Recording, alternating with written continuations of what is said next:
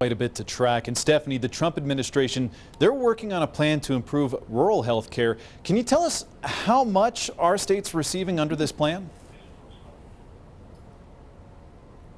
So this is a $50 billion plan that will go out over the course of 5 years. So the state of Colorado in 2026 will receive just over $200 million to support rural health care. And that money is going to be controlled by state and local governance. Part of what the Trump administration wants states to do with this money is to really think outside the box and try to innovate, lean into the new technologies that we have access to now, that we can create programs that weren't even imaginable 10 or 20 years ago. As an example of that creativity the Trump administration is hoping to boost is the state of Alaska is using some of their funds to launch a new program that will deliver medications by drones to some areas of the state that really are harder to reach.